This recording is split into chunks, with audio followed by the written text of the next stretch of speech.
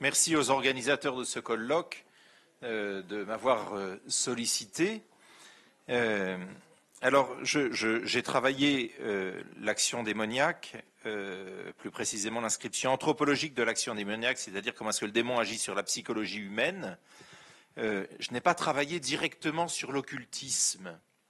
Alors, quand j'ai reçu le sujet, je me suis dit, qu'est-ce que je fais? Parce que vous savez, l'occultisme, c'est quelque chose qu'on ne sait pas définir.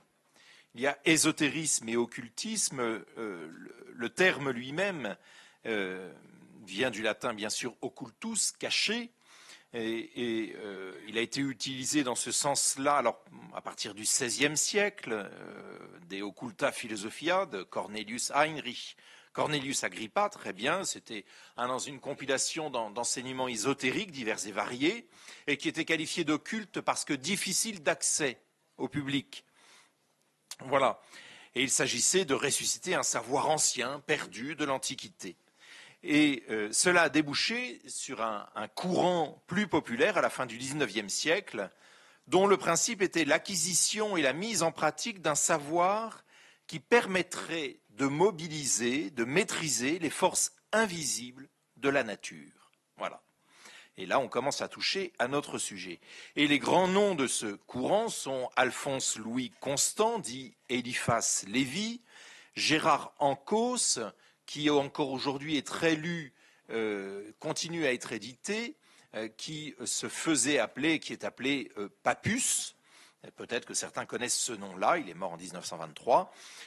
Et puis, dans le monde, ça c'est le monde francophone. Le monde anglophone, nous avons Elena Petrovna Blavatsky, fondateur de la Société théosophique. Voilà. Et à la fin du XIXe siècle, l'ésotérisme, on est plus hors de la connaissance, d'un savoir. Voilà. Et occultisme, on est plus dans l'ordre de la pratique. Se sont confondus à la fin du XIXe siècle, du moins se confondaient.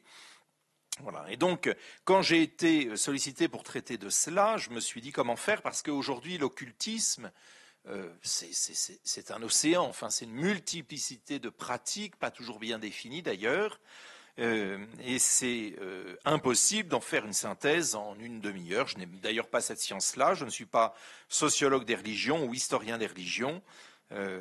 Massimo Introvini aurait certainement été plus adéquat que moi pour faire cela. Alors j'ai choisi de traiter le sujet du point de vue théologique, d'une autre manière. Et je suis parti de celui qui reste, pour ce qui touche à l'angélologie et la démonologie, le grand maître, qui est saint Thomas d'Aquin. Je me suis dit, au fond, qu'est-ce que saint Thomas aurait dit ? Comment et j'ai traité, donc je suis reparti de son œuvre, particulièrement de la Secunda Secundae, ce qu'il dit de la superstition. J'ai lu ces quelques questions, 92, 95, 96, et puis aussi dans la Somme contre les gentils, 104, 106, je crois que c'est le 4e livre, question 104, 106. Quels sont au fond les critères qu'il donne et qui permettraient de discerner des actions occultes. Alors je ne vais pas vous faire, comme un de mes prédécesseurs là n'a pas voulu faire la liste des pratiques occultes, là aussi interroger. Moi j'aime beaucoup Claude, il y en a d'autres, c'est ChatGPT ou autres, vous pouvez les interroger, vous aurez le catalogue des pratiques occultes. Voilà, attendez-vous à voir des choses amusantes. Mais j'ai essayé, à partir de ces quelques articles, essentiellement la Somme théologique, de discerner quelques critères de discernement qui vous permettront, je l'espère, face à telle ou telle pratique que vous connaissez, sur laquelle vous vous posez des questions, d'essayer de discerner. Voilà. Alors ça vient en complément. Il y a un de nos confrères ici, je ne sais pas si... J'ai pas vu ton livre, Pascal, sur le discernement concernant les thérapies, etc. Mais il y a un petit livre pour discerner par rapport aux nouvelles thérapies. Ça peut venir en complément de ce livre-là pour certaines pratiques. Donc je ne traiterai pas des thérapies. Ça a déjà été fait. C'est pas la peine, et bien fait, donc c'est pas la peine de recommencer. Superstition et magie chez saint Thomas. La superstition selon saint Thomas. Saint Thomas traite de la superstition, donc je vous l'ai dit, dans la Secunda Secundae, dans le traité sur la vertu de religion. Ce péché de superstition s'oppose à la vertu de religion, car il consiste à rendre un culte par excès. Non, je cite, non que l'on rende à Dieu plus d'hommage que ne le fait la vraie religion, mais par le fait qu'on rende le culte divin à qui on ne le doit pas ou d'une manière indue. À qui on ne le doit pas ou d'une manière indue. Il en résulte alors deux types de fin de citation. Il en résulte alors deux types de superstitions, celle du point de vue du sujet agissant, qui consiste à rendre au vrai Dieu un culte d'une manière indue, et celle du point de vue de l'objet, qui consiste à rendre un culte divin à qui n'y a pas droit, une créature quelconque. C'est l'idolâtrie. Celle-ci, en fonction de la finalité de ce culte inique, peut désigner trois réalités. Je parle de l'idolâtrie. Oui. La première est l'idolâtrie au sens propre, par laquelle nous rendons à une créature le culte dû à Dieu seul, c'est celle qu'on connaît, le veau d'or, etc. La deuxième forme apparaît lorsque nous attendons une connaissance comme bénéfice de ce culte. On va parler de l'art notoire, j'y viendrai après. C'est la divination aussi. Pardon, c'est pas l'art notoire, c'est la divination. L'art notoire, c'est la troisième forme. C'est la divination. Voilà, on attend une connaissance cachée sur l'avenir.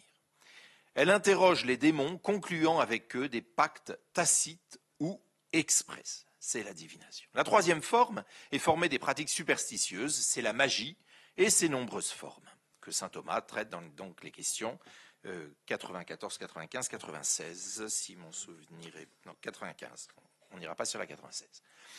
La divination et les pratiques superstitieuses nous intéressent plus particulièrement car ce sont elles qui sont en jeu dans les pratiques dites occultes.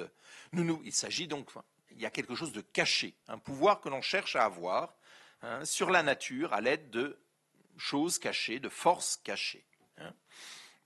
Nous proposons donc de reprendre ce que saint Thomas dit au sujet de ces deux réalités pour ensuite proposer quelques critères de discernement afin de discerner, de voir si une pratique est occulte ou non. Et si nous avons le temps, je donnerai quand même, parce qu'il y a des choses croustillantes et amusantes à entendre, l'occultisme touche maintenant au béton. Si. Peut-être, j'espère que ce béton n'est pas ici spiritualisé, avec la pneumatite, mais sachez que maintenant l'occultisme se retrouve y compris dans l'édification de nos bâtiments. Bien. Donc, la divination comme usurpation du pouvoir divin.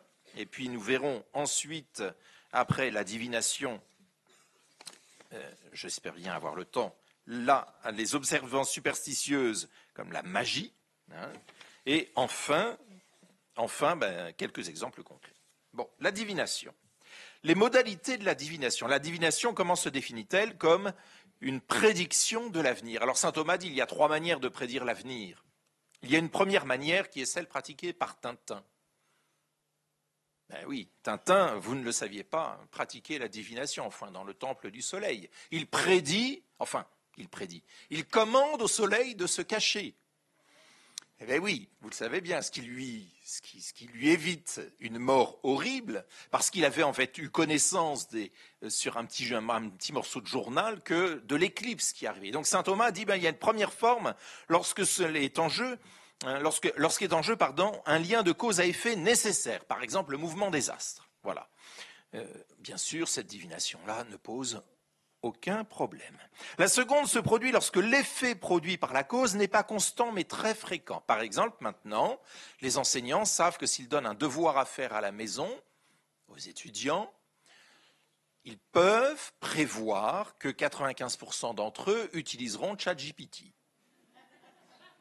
Donc ça, c'est l'effet produit par la cause n'est pas constant. Il y a quand même 5% qui prendront leur stylo et qui écriront.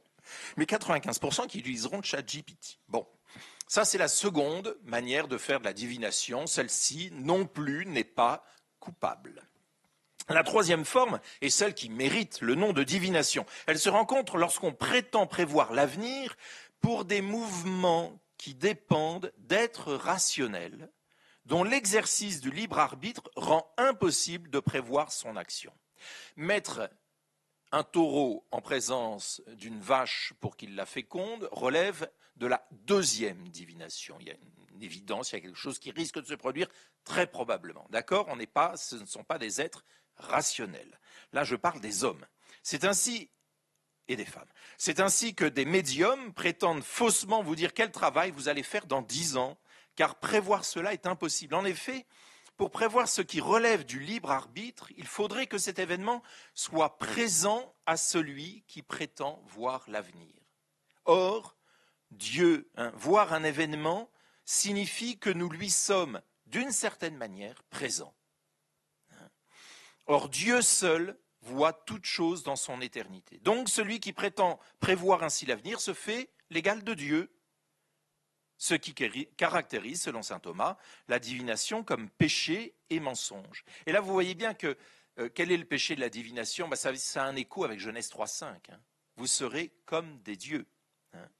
La tentation, tentation qui n'est elle-même qu'écho du péché angélique. C'est Satan ayant voulu se faire semblable à Dieu, en choisissant de ne recevoir sa béatitude que de lui-même, refusant ainsi de dépendre de Dieu, non serviam.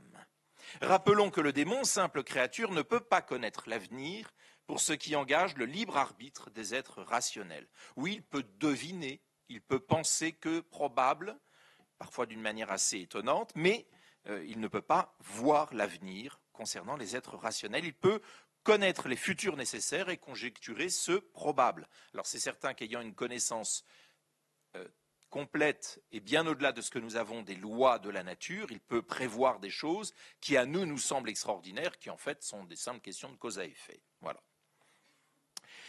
Donc tout acte de divination, dans le troisième sens du terme, est par essence mensonger, à une exception près, dont je parlerai plus tard. Je maintiens le suspense. Divination et influence démoniaque. Selon saint Thomas d'Aquin, la divination implique nécessairement une influence démoniaque, même si on n'invoque pas explicitement les démons. Et ça, c'est un point important, parce qu'un premier critère de discernement, c'est facile. Si la pratique implique qu'on invoque le démon, bah oui, c'est clair, il y a un problème. Mais ce n'est pas toujours le cas. Je cite dans la Secunda Secundae, question 95, article 2, à la conclusion. La divination procède toujours de l'opération des démons, soit qu'on les ait expressément invoqués pour qu'ils révèlent l'avenir, soit qu'ils s'ingèrent d'eux-mêmes. Donc, voyez là, c'est lui qui vient, c'est pas nous qui allons chercher, dans les vaines recherches qu'on en fait pour enlacer les esprits dans le mensonge décevant. Voilà. Alors, comment justifier le caractère systématique de l'action démoniaque dans la divination? Parce que c'est un péché, soit on pourrait dire ça suffit. Ben non, tous les péchés n'entraînent pas systématiquement une action démoniaque. Il y a quelque chose de spécifique dans la divination. Saint Thomas répond dans l'article 5 de cette même question 95 en traitant de l'astrologie. Celle-ci est intéressante car nous avons là une pratique qui sembla pour saint Augustin sans rapport avec l'action démoniaque. Et saint Thomas le cite. Il s'est tiré des confessions. Je ne renonçais pas à consulter ces imposteurs que l'on nomme mathématiciens, car parce qu'il me semblait qu'ils n'offraient pas de sacrifice et n'adressaient pas de prière à un esprit quelconque en vue de leur divination. Et cependant, la vraie piété chrétienne rejette ces pratiques et les condamne. Voilà, donc saint Augustin disait ces mathématiciens ne semblaient pas avoir une pratique occulte et donc il les considérait favorablement. À nous aussi, ça peut arriver aujourd'hui. Nous avons donc bien là une pratique revêtue de toutes les apparences de la rationalité et semblant bien éloignée de toute superstition, au moins dans les moyens mis en œuvre. Et l'Aquinat commente cette citation d'Augustin dans le Respondeo en rappelant le fait que, je cite, « Les démons agissent dans la divination qui procède d'une opinion fausse ou creuse afin d'entraîner les esprits humains dans la vanité ou l'erreur.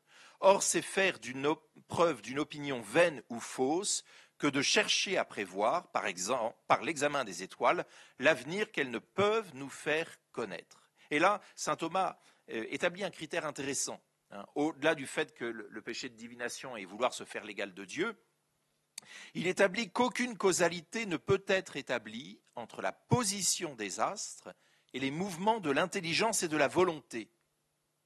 Connaître l'avenir implique de connaître les mouvements de l'intelligence et de la volonté. Or, les astres n'ont aucune influence sur les mouvements de l'intelligence et de la volonté. Pourquoi ? Parce que les astres sont des réalités physiques, l'intelligence et la volonté sont des réalités il y en a qui suivent, spirituel. Hein. Tout au plus, les astres agissent par mode d'influence physique sur nous par la médiation de nos sciences, de nos sens. Pensons aux insomnies de certains les nuits de pleine lune, ou aux maternités les nuits de pleine lune, par exemple. Ça, c'est pas l'intelligence et la volonté. Bon. Mais ils ne peuvent pas agir directement sur nos facultés spirituelles. Je cite, « Le libre arbitre n'est donc aucunement nécessité, aucunement contraint.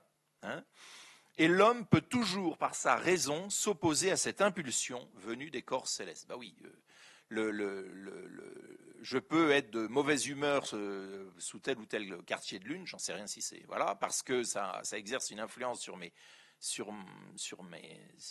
moi, mais pas sur ma volonté, mon intérêt. Je peux refuser cette mauvaise humeur, je peux m'y opposer en tout cas. Il résulte de cela que toute prédiction sera une opinion vaine et fausse. Et c'est cela qui permet aux démons de se mêler à cette pratique, même si on ne les invoque pas. Je cite, « Donc, si l'on use de l'astrologie pour prévoir les événements qui se produisent par hasard ou accidentellement, ou encore pour prévoir avec certitude les actions des hommes, on part d'une opinion fausse et vaine. C'est ainsi, et sic, dans le texte, que l'action des démons s'y mêle. Le et sic établit un lien de conséquence entre la proposition précédente, l'opinion fausse et vaine, et l'action du démon.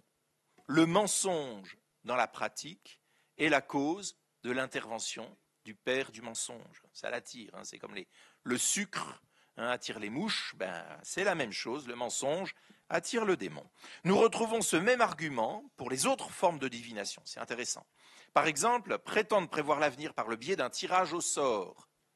Je cite, « C'est s'attacher à une opinion vaine et fausse et par conséquent, per consequence, comportant une intervention des démons. De ce fait, une telle divination sera superstitieuse et illicite. » Voilà, c'est le caractère mensonger de cette pratique qui cause l'immixtion des démons dans cette pratique, même si on ne les invoque pas. C'est valable pour la divination, ça pourrait être valable pour d'autres pratiques occultes. Le pacte démoniaque, on est toujours dans la première partie. À partir du moment où l'on reconnaît que la divination est une forme de superstition, cela implique qu'elle est une forme de culte indûment rendu au démon. Nous lui donnons ce qui ne devrait être qu'à Dieu. Il en résulte que la pratique de la divination implique l'établissement d'un pacte avec le démon, pacte explicite ou tacite. Soit nous le sollicitons explicitement, alors là le pacte est clairement établi, on est devenu ses débiteurs, soit on ne le sollicite pas explicitement, mais la nature de ce que nous cherchons à savoir étant vaine et fausse, et en plus interdite par Dieu, péché de divination, notre requête n'étant pas légitime dans le plan de la providence divine, le démon peut profiter de cela pour enlacer les esprits dans cette vanité, selon ce que dit Thomas. Le caractère vain et mensonger de ce qui est recherché, le fait que cela ne puisse être obtenu qu'en agissant par violation de la loi divine, vaut pour le démon comme une sollicitation explicite. Il en résulte alors l'établissement d'un pacte, même si le lien établi n'aura pas la même force que dans le cas d'un pacte explicite, et là je renvoie à l'excellent ouvrage de Jean-Baptiste Golfier, précisons immédiatement que ce pacte est inique et ne saurait être un contractus bone fide, car le démon menteur trompe systématiquement l'homme en contractant. Autrement dit, on n'a jamais fini de payer avec lui. Saint Thomas précise, avec saint Augustin, que si la prédication d'astrologues non censés avoir explicitement invoqué le démon se vérifie, cela est le fruit d'une influence d'esprits mauvais à qui Dieu permet de connaître certaines vérités de l'ordre temporel. Donc, autrement dit, un médium peut dire quelque chose de vrai si Dieu, lui-même directement ou par un ange, transmet à ce médium une affirmation réelle, vraie. Cela est possible dans le plan providentiel de Dieu. On a un exemple dans l'Ancien Testament avec le prophète Balaam. Voilà, il y en a un qui connaît sa Bible. Balaam, qui est un prophète des démons à qui Dieu avait parlé. Dieu peut contraindre un ennemi à dire le vrai pour que la vérité ait plus de crédit. Voilà. Alors, deux dernières remarques pour conclure sur la divination. À l'occasion de l'examen de pratiques divinatoires impliquant l'examen de réalité matérielle, Thomas ajoute un critère pour définir le caractère superstitieux et illicite. Je cite, question 95, article 7, Respondeo. Nous devons donc conclure que toute divination de ce genre, si elle prétend franchir les limites qu'elle peut atteindre selon l'ordre de la nature ou de la providence, est superstitieuse et illicite. Fin de citation. Les prédictions qui prétendent faire dire aux réalités naturelles observées plus que ce qu'elles signifient dans l'ordre de la nature, par exemple, observer les entrailles d'animaux, lire le marc de café, ou qui ne sont pas dans l'ordre providentiel, relèvent de la superstition et sont donc occasion de l'action démoniaque. Ce qui est intéressant, car nous avons comme critère le fait que l'ordre de la nature ou de la providence ne sont pas respectés, critère qui pourrait être utile pour des pratiques magiques. Est-ce que ces pratiques respectent, vous voyez, c'est un critère, est-ce que les pratiques auxquelles je suis confronté respectent l'ordre de la nature et l'ordre de la providence, c'est-à-dire du plan de salut de Dieu pour le monde et de son action comme créateur dans le monde. Voilà. La magie. La magie. Alors, l'art notoire. J'en parle un peu rapidement, mais c'est quelque chose qu'on retrouve à travers certaines quêtes de sagesse. Il me reste 5 minutes. Alors, merci. Je me disais bien que ça serait trop long. Alors, l'art notoire, je passe. Il faut savoir trancher. Les pratiques magiques, d'où vient l'efficacité apparente de ces procédés magiques qui peuvent sembler rétablir la santé, obtenir un bienfait ou au contraire nuire à autrui, la magie noire ou la magie blanche. Je vous rappelle qu'elles sont illicites, catéchisme de l'Église numéro 1176, 1172, je ne sais plus. C'est pas grave. Saint Thomas dit, il n'y a pas de cause par les astres célestes. Les astres sont de nature corporelle, alors que les effets de la magie sont souvent de nature spirituelle. Retrouver un objet qui est perdu avec un pendule, je suis désolé, c'est une information que vous recevez, c'est d'ordre spirituel. Les astres n'ont rien à voir là-dedans. Il y a donc une action, une nature, une influence spirituelle. Voilà. Il est donc nécessaire que cette efficacité vienne d'une intelligence autre que celle du mage. Et là, comment agit la magie ? Eh bien, c'est un signe, le rituel magique, la parole, le geste, c'est un signe qui est adressé à une puissance intelligente qui va répondre à ce signe. Ces signes attirent son action, c'est bien sûr une intelligence démoniaque. Et ce sont des pactes symboliques conclus avec les démons. Donc ça, c'est un élément, c'est ce qui est au cœur de la magie. La magie, c'est un rituel, une parole qui sert de signe pour faire appel à une puissance spirituelle. L'attitude superstitieuse, saint Thomas aussi considère cette question de l'attitude superstitieuse, s'attacher à quelque chose de matériel pour entrer en relation avec le spirituel. Là, c'est moi qui synthétise comme ça. Je ne rentre pas dans le détail. Voilà, celui qui place sa confiance en une formule ou dans la manière de prononcer celle-ci, fût-elle une prière, plutôt qu'en Dieu, qui est le destinataire de cette prière, adopte une attitude superstitieuse. Vous voyez, je me souviens d'une dame qui me disait, pour faire sa neuvaine, il fallait, pour que la neuvaine soit efficace, il fallait qu'elle la fasse avant le petit déjeuner le matin. On est dans une attitude superstitieuse. Bien. Magie et prière sont en totale opposition. La prière s'attache au signifié et au destinataire de la prière. La magie, elle s'attache au signifiant et non au signifié. Alors, les petites synthèses, et ça sera ma conclusion pour les histoires croustillantes, ça sera dans les questions. Critères thomistes et application aux nouvelles formes d'occultisme. Premier critère, détournement de l'ordre naturel. Et dans ce sens-là, la disproportion entre les causes et les effets obtenus. Lorsqu'il y a une disproportion entre les causes et les effets obtenus, on peut en déduire qu'il y a un détournement de l'ordre naturel.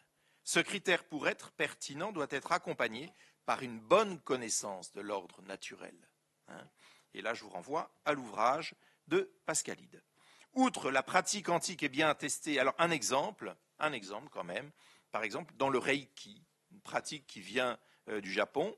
Dans le Reiki, on prétend rééquilibrer le flux énergétique des personnes par le recours, alors dans une version du Reiki, il y a plusieurs versions, mais la plus commune, celle qui vient de Hawayo Takata, ça a été fondé par Mikao Utsui, mais l'école qui nous est arrivée jusqu'en Europe, c'est celle de Hawayo Takata. Eh bien, on prétend guérir par une imposition des mains et on prétend même guérir à distance. Donc là, il est clair qu'il y a une disproportion entre la cause et l'effet obtenu. Bon. Au-delà du fait qu'il y a aussi un recours à des symboles qui sont visualisés au moment où la personne impose la main. Donc là, on est aussi dans le signe fait à une puissance spirituelle. Deuxième critère, contournement des processus naturels d'apprentissage. Lorsqu'on prétend arriver à une sagesse sans prendre le temps d'apprendre. Alors c'est très français. Dixit la Vierge appelle voisin. Ah Estelle Faguette, tu es bien française. Tu voudrais savoir sans apprendre et connaître sans savoir. Voilà. C'est pour les Français. Ceci se vérifie lorsqu'une pratique prétend permettre à l'opérateur de connaître votre histoire sans que cela ne passe par un échange d'informations conscient. Ça se trouve dans la voyance, mais aussi, par exemple, dans les annales akashiques, aussi dans certaines thérapies. Je pense, alors attention, à la kinésiologie énergétique. Différente de la kinésiologie appliquée, je vous renvoie à l'étude de l'INSERM, où le thérapeute fait passer dans sa tête une liste de traumatismes possibles, et tout en testant le muscle de la personne, le test musculaire, et s'il y a une réaction, alors ça veut dire que la personne est concernée. Comment l'information circule-t-elle? Je pose la question. Je me permets de poser la question. Pour moi, là, ça mérite d'être peut-être à discerner plus précisément, mais problème. Troisième critère, attribuer des effets spirituels à des causes matérielles. Je l'ai déjà dit avec l'histoire des astres. Aujourd'hui, quelle est la démarche occulte qui suit beaucoup ça? C'est ce qui vient de l'anthroposophie de Rudolf Steiner. Prenez la biodynamie, la culture biodynamique, où il y a des éléments, je ne dis pas que tout dans la culture biodynamique est problématique, mais il y a des éléments dans la culture biodynamique qui sont problématiques, et vous avez surtout la fabrication de la pneumatite, qui est un produit que vous mettez dans votre béton pour que votre béton devienne plus aérien, spirituel, et je conclurai avec ça. Le mode de fabrication, je ne décris pas tout, mais au moins ça vaut le coup. Ça vaut le coup. Préparation mécanique par concassage, broyage, râpage, limage, tamisage, dynamisation par brassage lemniscatique ou selon des formes spéciales, exposition à l'air libre, exposition à la lumière électrique, ampoule à incandescence, passant premièrement à travers une couche de poudre de cristal de roche, deuxièmement à travers des soies teintes aux plantes dans le spectre bleu-violet, et attention, c'est là que les Athéniens s'atteignirent, obtention d'un condensat, en accompagnant du processus la lecture des noces de Cana.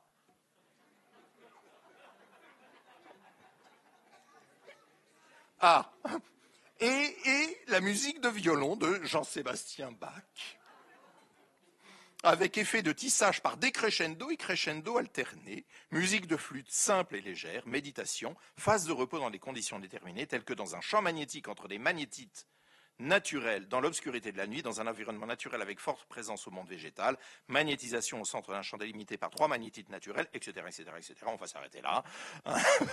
Et tout ceci est financé avec vos impôts pour mettre dans le béton des éoliennes qui sont construites dans nos campagnes. 15 000 € par éolienne. Voilà.